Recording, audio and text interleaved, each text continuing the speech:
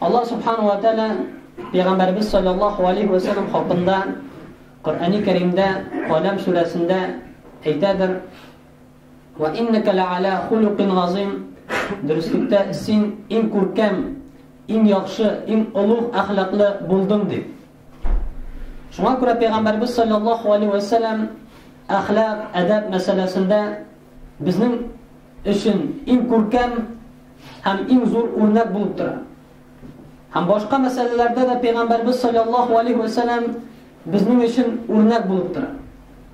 Şuna göre mümin Müslümanlar Peygamberimiz sallallahu aleyhi ve sellemni bütün yaktan da, bütün ülkeden de özüne örnek etip koyurga tiyir. Hem bugün inşallah Müslümanların edep hem ahlak meselesi boyunca bulgan Peygamberimiz sallallahu aleyhi ve sellem'nin bir hadisin söylep kitesi kelir. Peygamberimiz sallallahu aleyhi ve sellem özü de başka hadislerde ayta: "Buistu li utammima makarimel ahlak."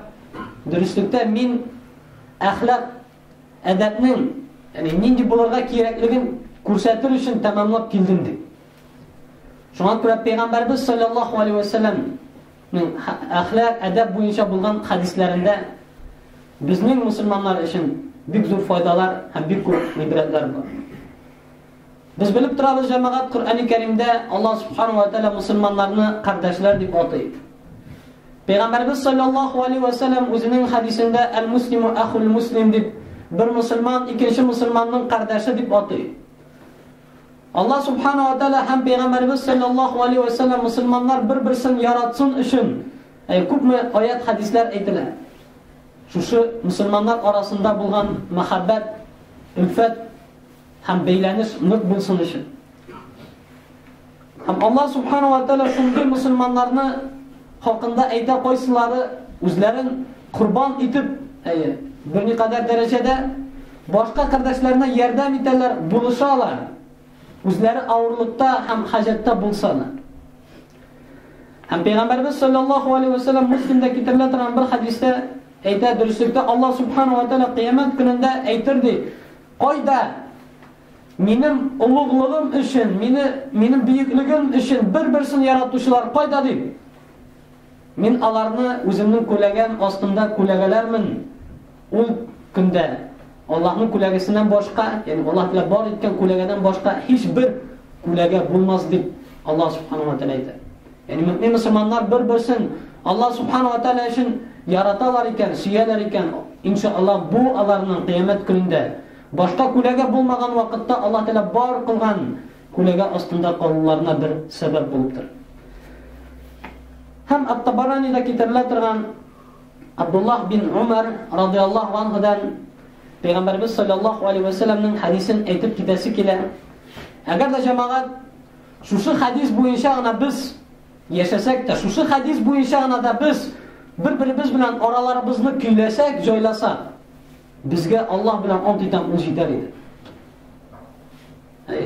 Ama lakin qizg'anishga qarshi bugun kirisi Müslümanlar arasında bir tarqovlik, bir-birisini siya olmak, bir-birisini ko'ra olmak, bir-birisine buluşmak ham boshqasi. Ham bu hadis hasan, yani yaxshi derecede bo'lgan hadis, ham hadis olimlari buni sahih, durust, hasan hadis deb ataylar. Peygamberimiz sallallahu aleyhi ve sellem aytadi: "Ahabbun nas ila Allohi anfa'uhum." Allah subhanahu wa ta'ala qarşısında en sevimli bo'lgan kishilar onlar boshqalarga eng ko'p foyda keltira turgan kishilardir. Shunga ko'ra hurmatli jamoat, her bir kishi, her bir mümin Müslüman jamiyatda ko'proq foyda qoldira olar ekan, ko'proq foyda keltira olar ekan, u shuni ishlarga tirishirga tiyir. Sendan kishilar ko'proq foyda ko'rar ekan, maddiyatdan bo'lsinmi, tiling yog'idan bo'lsinmi, nasihat, va'z, suylav ham boshqa yoqdan bo'lsinmi, sendan kishilar foyda ko'ralar ekan jamoat. Sen Allah subhanahu wa ta'ala qarshısında eng suyukli qullarning birisi bo'lasiz. Sening jamiyatda foydali ekanligingni boshqa musulmon qardoshlar bilirga tiyir, sezirga tiyir. Seni yo'qotuvdan qo'rqirga tiyir. Сеннен қошып йөрергә тиеш түгел җәмәгать. Бүгенге көндә кызганычка каршы без үзебез башкалардан файда көтәбез. Үзебез башкалардан миңа булышыр әле, миңа ярдәм итер әле, ул миңа файда китерер, ул миңа тегесен китерер дип өмет итәбез. Юк җәмәгать, син үзең башкаларга файда китерергә өйрән. Телең белән булса да, гамәлең белән булса да, башкаларга файда китерә аласың икән, җәмгыятькә ярдәм итә аласың икән, кардәшләреңә булыша аласың икән, моны эшлә. Синең файдаң күренсен. Телеңдә генә түгел, гамәлеңдә дә. Һәм менә шунда шушыны эшләгәнсәң әгәр дә Пәйгамбәрбез саллаллаһу алейхи ва салламның ушбу хадисендәге кебек ахаббун наси ила Аллаһи анфаухум, Аллаһ субханаһу ва тааля каршында иң сөйкле куллардан ул файдалы кешеләр, башкаларга файда китерә торган кешеләр. Ва ахаббул аъмали ила Аллаһи азза ва джал сурурун tudkhiluhu ala muslimin. Һәм Аллаһ субханаһу ва тааля каршында иң сөйкле гамәлләрдән ул үзеңнең мусульман кардәшеңә сөенеч кертү, үзеңнең мусульман кардәшеңә шатлык китерү. Бу да бик авыр гамәл түгел җәмәгать. Әгәр дә син кардәшеңә шатлык китерә аласың икән, күңеленә сөенеч кертә аласың икән, шушы гамәлең белән син Аллаһ субханаһу ва тааля каршында иң сөйкле куллардан буласың. Матур сүз белән эндәшүме ул, кардәшеңә елмаюмы ул, кул биреп күрешүме ул кардәшең белән, кечкенә генә гамәл белән дә син кардәшеңне сөендерәсең икән, кардәшеңне шатландырасың икән, аның күңеленә рәхәтлек кертәсең икән җәмәгать, шушы гамәлең өчен син Аллаһ субханаһу ва тааля каршында иң сөйкле куллардан буласың. Телең белән булдырасыңмы, гамәлең белән булдырасыңмы, матур сүз белән булдырасыңмы? Яни шунда елмаю белән генә үзеңнең кардәшеңә сөенеч кертәсеңме? Яни бу бик зур әҗер саваплы нәрсә. Әлбәттә инде бу теге башкаларга рәхәт булсын, башкаларга шатлык булсын дип, үзеңнең күршеңә, кешеңә теләсә инде анекдотлар, мәзәкләр сөйләп йөрү дигәнне аңлатмый. Мин анекдот сөйлим дә көлдерим әле, күңеленә рәхәтлек, сөенеч китерим дигәнне аңлатмый. Бәлки син Аллаһ субханаһу ва тааля разый була торган гамәл белән һәм Аллаһ субханаһу ва тааля разый була торган сүзләр белән кардәшеңнең күңеленә рәхәтлек, сөенеч, шатлык кертә алсаң, бу гамәлең сәбәпле син Аллаһ субханаһу ва тааля каршында иң сөйкле кулларның берсе буласың, иң сөйкле гамәлләрнең берсен эшләгән буласың. Ау такшифу анху курбатан. Һәм әгәр дә син үзеңнең кардәшеңә кайгы, авырлык, хәсрәт килгән чакта аңа ярдәм итсәң, аңа булышсаң, шушы кайгысыннан аны коткарсаң, хәлен җиңеләйтсәң, бу шулай Аллаһ субханаһу ва тааля каршында иң сөйкле гамәлләрдән булып санала. Һәм алай гына да түгел, Пәйгамбәрбез саллаллаһу алейхи ва саллям башка бер хадисендә әйтә, әгәр дә берәү икенче бер мусульманның авырлыкта булган хәлен җиңеләйтсә, ярдәм итсә, булышса, Аллаһ субханаһу ва тааля аңа шушы дөньяда да, ахирәттә дә ярдәм итәчәк булачак һәм кыямәт көнендә булган бер авырлыгын җиңеләйтәчәк ди, бер авырлыктан. Син бу дөньяда кардәшеңә ярдәм итәсең, авырлыктан имин кыласың, коткарасың. Аллаһ субханаһу ва тааля бу дөньяда да, кыямәт көнендә дә сиңа ярдәм итә, сине шул авыр көндә авырлыктан коткара җәмәгать. Шуңа күрә син үзеңнең кардәшеңә ничек булдыра аласың? Шулай ярдәм итәргә тиеш. Матди яктан ярдәм итә аласыңмы? Ярдәм ит. Башка яктан ярдәм итә аласыңмы? Булыша аласыңмы? Ярдәм ит. Авырлыгыннан чыгарга, шушы авырлыктан, кайгы, хәсрәттән чыгарга тырыш аны.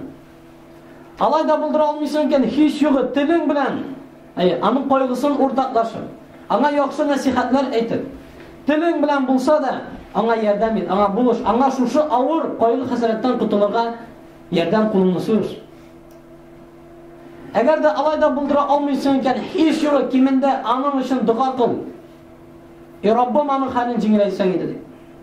Бүгенге көндә җир йөзендә күпме мусульманнар, күпме мусульман кардәшләр, күпме мөселман кардәшләр, күпме мусульман балалары авырлыкта, кайгыда, хәсрәттә, без аларга ярдәм итә алмыйбыз тел белән дә, матди яктан да. Әгәр аны булдыра алмыйбыз икән, һич югы кулларыбызны күтәреп, Аллаһ субханаһу ва таалядан сорыйк, Раббым, җир йөзенең нинди генә пышмагы булмасын, Шунда булушы мусульман кардәшләребезгә, авырлыкта, кайгыда, хәсрәттә булушы мусульман кардәшләребезгә ярдәм итсәң иде, булышсаң иде, авырлыкларыңнан коткарсаң иде дип, һич югы дуга белән кардәшләребез өчен дуга кылсак, ярдәм итсәк, бик зур әҗер саваплы булабыз беренчедән. Икенчедән, фәрештәләр безгә сиңа да шулай булсын, әмин дип әйтеп торачаклар. Шуңа күрә хөрмәтле җәмәгать, авырлыктан үзенең кардәшен чыгарга ярдәм итү ул Аллаһ Субханаһу ва Тааля каршында иң сөйкле гамәлләрдән булып санала. Ау тaqdi anhu daynan, яисә аның бурычы булса, әҗәте булса, шушы бурычны, шушы әҗәтне капларга ярдәм итү. Бу шулай Аллаһ Субханаһу ва Тааля каршында иң сөйкле булган гамәлләрдән булып санала җәмәгать. Һәм шулай ук әҗәт һәм бурыч мәсьәләсендә әгәр дә берәү килеп сиңа әҗәткә берәр нәрсә сорый икән, һәм син беләсең икән шушы кардәшнең ул намуслы, ул гадел, ул тырыш, ялганчы ни түгел, ул вакытта син аңа ярдәм итсәң, һәм икенче тапкыр ул тагын килеп синнән берәр нәрсә сорый икән, син аның тагын аның намуслы, гадел, тырыш икәнен белеп, тагын бер кат аңа ярдәм итсәң, син аңа менә шу сумманы бүләк иткән кебек, садака иткән кебек әҗер савап аласың. Ягъни 500 сум иктап кылып бирсәң дә әҗәткә, син 1000 сум аңа садака итеп биргән кебек әҗер савап аласың. Һәм бурыч мәсьәләсендә иң зур дәрәҗә хөрмәтле җәмәгать, ул әгәр дә булдыра аласың икән, аның бурычын гафу итү. Иң зур дәрәҗә. Һәм шулай зур дәрәҗәдән әгәр дә ул бурычын түли алмый икәнлеген күрәсең икән, беләсең икән, аңа кичектергә вакытны арттыру. Мисал өчен, ярты елга сөйләшкәнсең икән, 1 ел итү. 1 елга сөйләшкәнсең икән, 2 ел итү. Ягъни күпме-күбрәк кичектерә аласың икән, белә торып ул кардәшеңнең авырлыкта икәнлеген, эшли икәнлеген, тырмаша икәнлеген, ләкин булдыра алмый икәнлеген күреп торсаң, ярдәм итсәң, шул вакытта сиңа күп әҗер савап була. Аллаһ Субханаһу ва Тааля үзе генә белә шуңа. Һәм әгәр дә инде сиңа үзеңә кирәк икән, ул вакытта да син әҗәтеңне сораган вакытта йөзеңне сөйермичә, рәвешеңне үзгәртмичә, матур итеп әҗәтен кайтаруын сорыйсың икән, бу шулай ук саваплы. Һәм кыямәт көнендә Пәйгамбәрбез саллаллаһу алейһи ва саллям үзенең бер хәдисендә әйтә, китерерләр бер бай сәүдәгәрне ди. Һәм аны Аллаһ Субханаһу ва Тааля каршына бастырганнан соң аңа әйтерләр, син нинди гамәл кылдың шушы дөньяда дип. Ул бай сәүдәгәр әйтер, Аллаһ белән ант итәм, мин бу дөньяда артык шуның хәтле күп намазлар да укымадым, фарызларны әлбәттә укый, артык теге нәфил намазлар булсын, нәфил уразалар булсын, башка шундый изге гамәлләр белән аерылып тормадым ди. Әмма дә ләкин мин сәүдә белән шөгыльләндем.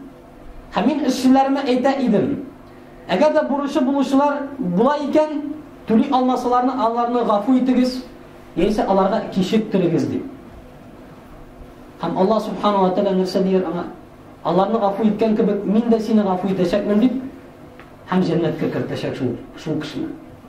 Ягъни нинди гамәл, һәм Аллаһ Субханаһу ва Тааля шушы гамәле өчен аны җәннәткә кертәчәк. Шуңа күрә мондый бурычта булучыларга ярдәм итү ул Аллаһ Субханаһу ва Тааля каршында иң сөйкле гамәлләрнең берсе булып тора.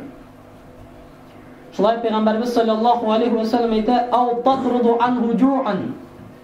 Яисә син аның ул ачлыкта икән, ашарына ризыгы юк икән, аны ризыкландырсаң, нәрсә авырлыктан аны коткарсаң, шулай Аллаһ Субханаһу ва Тааля каршында бик зур гамәл була икән. Инде кемдер әйтер, бүген көндә бит ачлыктан интегүчләр юк. Алхамдулиллах, бүген көндә безнең өстәлләребез ризык белән тулы, холодильникларыбыз ризык белән тулы, морозильникларыбыз ит белән тулы. Ләкин синеке тулы икән, башкаларны калай дигән сүз түгел. Җир йөзендә күпме бүген мусульман балалары ачка интегә. Күпме бала, мусульман балалар бүген көндә ачлыктан үләләр. Аларга ярдәм итү булышу ул бик зур әҗер савап. Шитчегә китәселәр дә Татарстанда гына күпме, ачка үлмәсәләр дә, ләкин шундый кардәшләр бар, койсылары атналар, айлар буена итнең нәрсә икәнен күргәнлекләре юк. Үзләре дә күрми, балалар да күрми. Андый гаиләләр бар. Татарстанда да. Алар ашка үлмиләр, алхамдулилlah, ләкин барыбер аларның хәле авыр. Менә шундый чакта аларга ярдәм итәсең икән, булышасың икән, бу Аллаһ субхanahu ва тааля каршында иң сөйкле гамәлләрдән булып санала. Шулай Пәйгамбәрбез саллаллаһу алейхи ва саллям дәвам итеп: "Ва ла ан амшия ма ахи муслим фи хаҗатин ахаббу иlayya мин ан a'takifa фил масҗиди шахран." Мин Пәйгамбәрбез саллаллаһу алейхи ва саллям әйтә, үземнең кардәшем белән аның хаҗатын, аның йомышын үтәр өчен аның белән бару берәр кая. Bir ay мәчеттә игътикаф кылуга караганда минем өчен сөйклерәк ди. Bir ay игътикафка караганда үзенең кардәшемә булышыр өчен, ярдәм итер өчен, аның белән бергә йөрү, аның янында булу. Bir ay игътикаф өчен игътикафтан хәерлерәк ди. Яни bir ay игътикаф, инде без беләбез, Рамазан аенда ахыргы 10 көндә игътикафта торабыз. Игътикафта торганда кеше күпме намаз укый, күпме зикр кыла, күпме Коръан укый, күпме изгелекләр эшли. Син үзеңнең кардәшеңә булышыр өчен, ярдәм итер өчен, аның белән чыгып керәсең икән берәр кая. Сиңа bir ay игътикаф кылудан да хәерлерәк була, дип Пәйгамбәрбез саллаллаһу алейхи ва саллям үзенең хадисендә бәян итә. Яни синең машинаң бар икән, башка кардәшеңнең машинасы юк икән, һәм ул мохтаҗ икән, берәр җиргә илтеп куясың икән, күп мәҗр савап була. Берәр кардәшең анда йорт саламы, берәр нәрсә эшлиме, шунда аңа килеп ярдәм итәсең икән, булышасың икән, күп мәҗр савап була.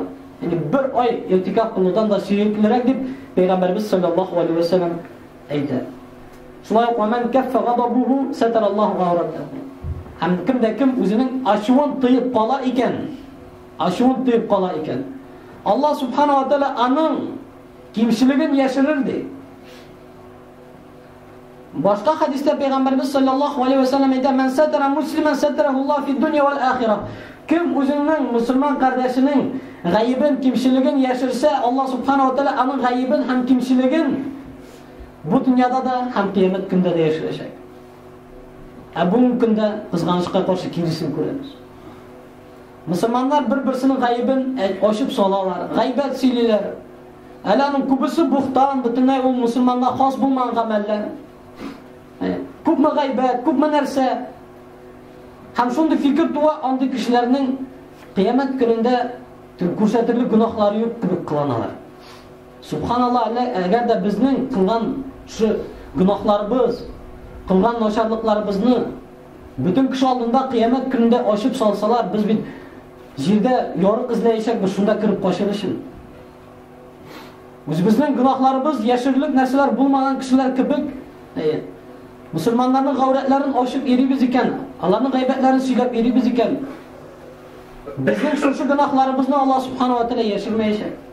Син аның гаибен яшерсәң, һәм шулай менә бу хадистә килгәнчә, ачуыңны тыеп калсаң, ачуың килгән вакытта Аллаһ субхanahu ва тааля синең кыямәт көнендә һәм шушы дөньяда кимчелегеңне яшерәчәк. Шулай ук дәвам итеп, әгәр дә кеше үзенең ачуын бушата алып та аны тыеп кала икән, Аллаһ субхanahu ва тааля аның калбын нурландырыр ди. Һәм кыямәт көнендә ул кешедән разый булыр ди. Субханаллах, нинди дәрәҗә. Кеше үзенең ачуын бушата алып та, чөнки аннан ачуы килә, аннан загыйфрак булган кешегә.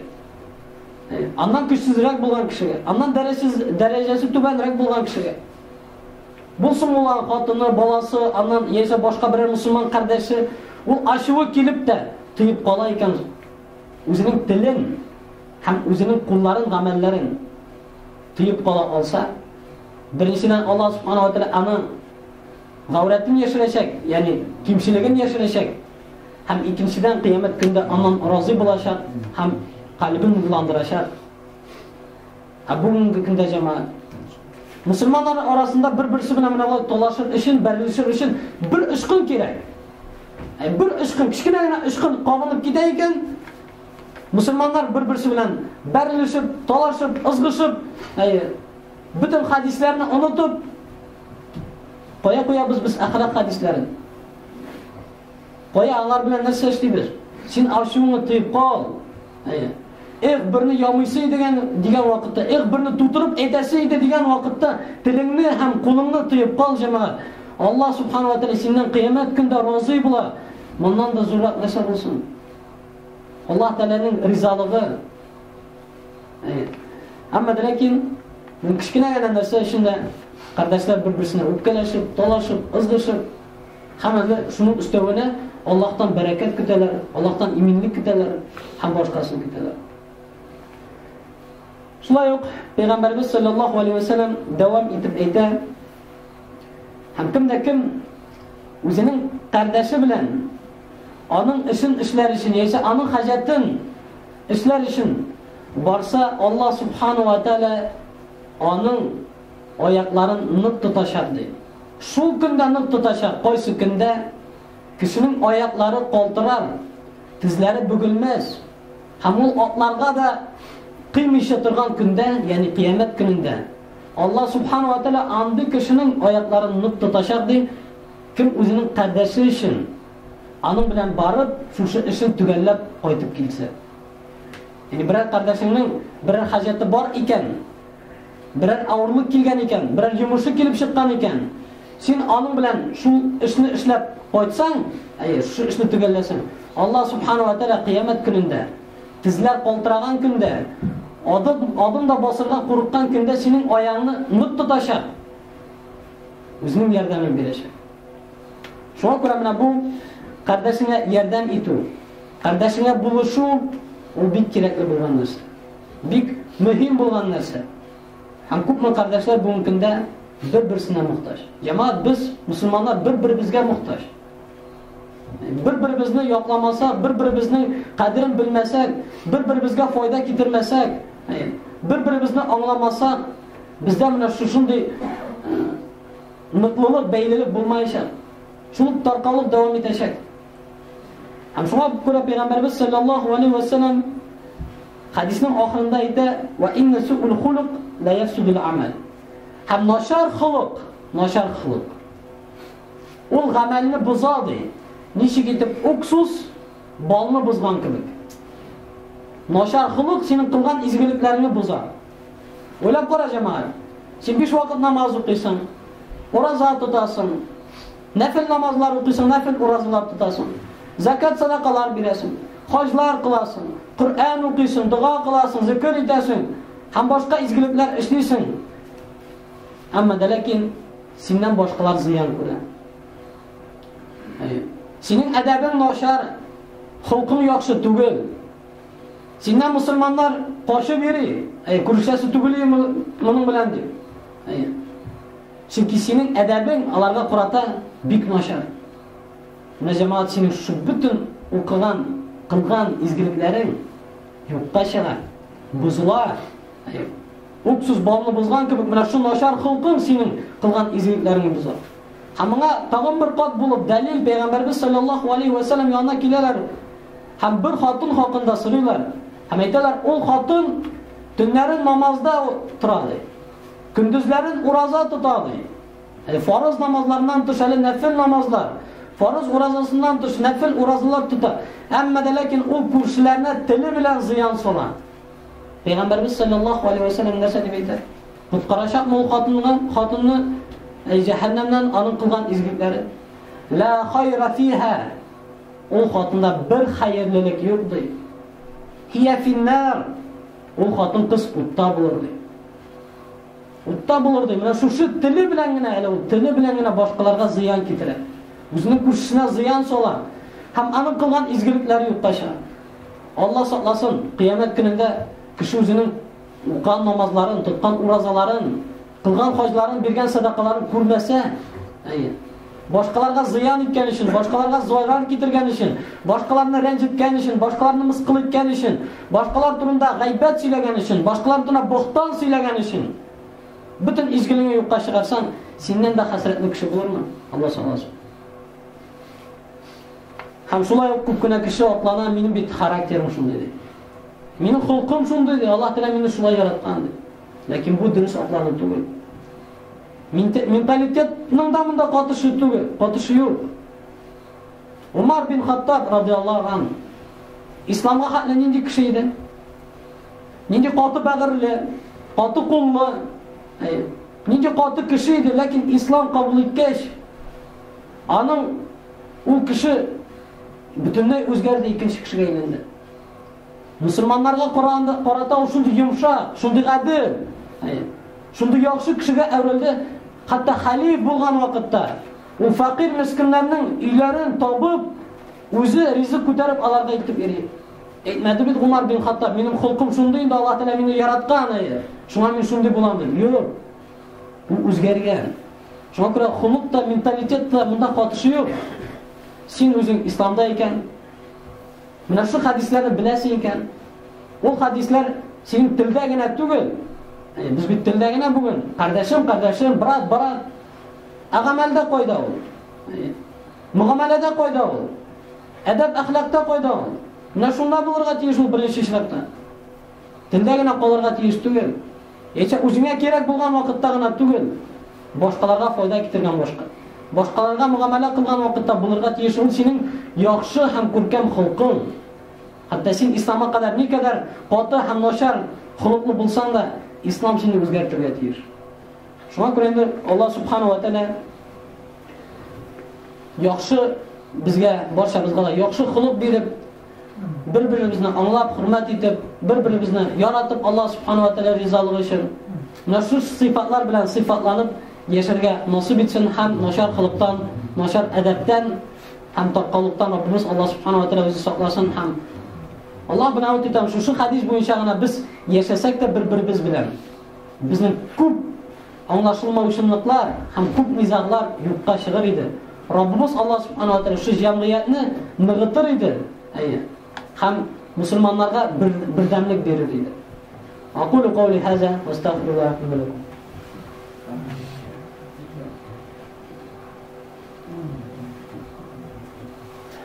Alhamdulillah rabbil alamin, wassalatu wassalamu ala rasulina Muhammadin wa ala alihi wa sahbihi ajma'in.